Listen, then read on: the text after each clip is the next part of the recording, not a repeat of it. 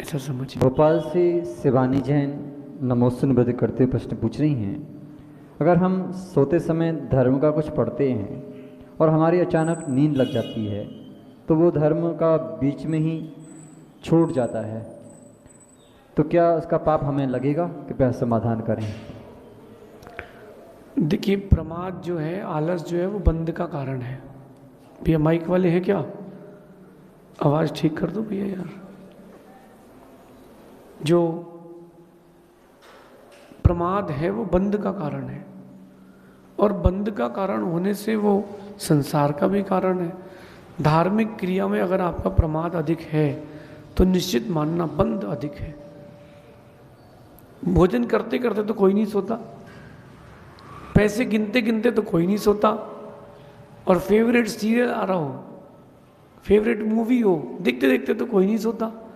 कहीं ना कहीं ये अपनी कमी है, अपनी कमज़ोरी है। तो अपनी कमज़ोरी को दूर करें।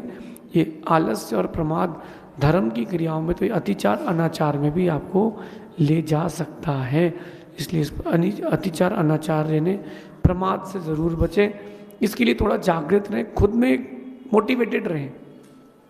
आप खुद में जागृत नहीं रहते। खुद में कहाँ जागृत है बताइए आप, है क्या? मुझे क्या करना है क्या नहीं करना है, इसमें आप जागृत नहीं हैं। जागृत हो। जब ऐसा हो, आपको प्रमाद आ रहा है, 1 मिनट पहले मालूम चलता है कि नींद आ रही है। ऐसा नहीं कि व्यक्ति सो जाता हो। मैं भी स्टडीज़ करता हूँ, मैं भी पढ़ाई करता हूँ, मैं भी ग्रंथ लिखता हूँ। 2-5 मिनट पहले मालूम चलता है कि प्रमाद आ रहा है, उस समय ग्रंथ को बंद करके आप विश्राम कर लें। ऐसा समझिए। विश्वास जैन विनायका नमोस्तु निवेद्य करते हुए प्रश्न पूछ रहे हैं। पंच कल्याणकों में तीर्थंकर बालक के जन्म के समय संगीतकार छोटे बालक के रोने की आवाज़ स्वर निकालते हैं, जबकि आगम में तीर्थंकर बालक कभी रोते नहीं हैं, ऐसा सुना गया है। क्या ऐसा करना उचित है? कृपया समाधान करें। कहाँ से है? नाम नहीं लिखा। देखिए, तीर्थंकरों की किसी की भी क्रिया में, पंचकर्णक में, उनका अपवाद नहीं करना चाहिए, वरना निर्जरा की जगह बंद का प्रावधान होगा। क्योंकि अभी कभी कभी ऐसा होता है कि अज्ञानवश वो हो जाता है। 2-4-5 पुराने पंचकर्णक मैं आपको बताता हूँ। वो तीर्थंकर बालक को हाथ में लेते हैं तो वो धोखे से बटन दब जाती है। तो वो धोखे से दब गई है, वो बात अलग है, लेकिन तुरंत उसको बदल दिया जाता है।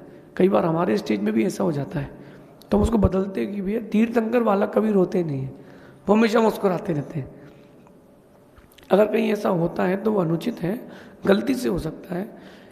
मुझसे भी एक बार एक प्रश्न पूछा गया था कि तीर्थंकर भगवान को आप पिछी का मंडल देते हो, जबकि तीर्थंकर मुनिराज पिछी का मंडल लेते ही नहीं। तो ये अपवाद है?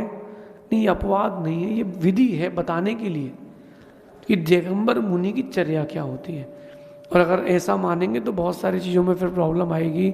मुनिराज बैठ के आहार नहीं करते, हम तीर्थंकर भगवान की प्रतिमा को बैठा के ही आहार करते हैं। तो फिर वो विधि है, क्रिया विधि है, सब बताने की विधि रहती है। तो अगर कभी ऐसा हो जाए तो वो व्यक्तिगत किसी व्यक्ति की गलती है, न वहाँ पर महाराज या प्रतिष्ठाचार्य को ना जोड़ें। वहाँ हो सकता है गलती उनसे व्यक्तिगत हो गई हो, और जो सुन रहे हो वो उसका ध्यान रखें। ऐसा नहीं होना चाहिए।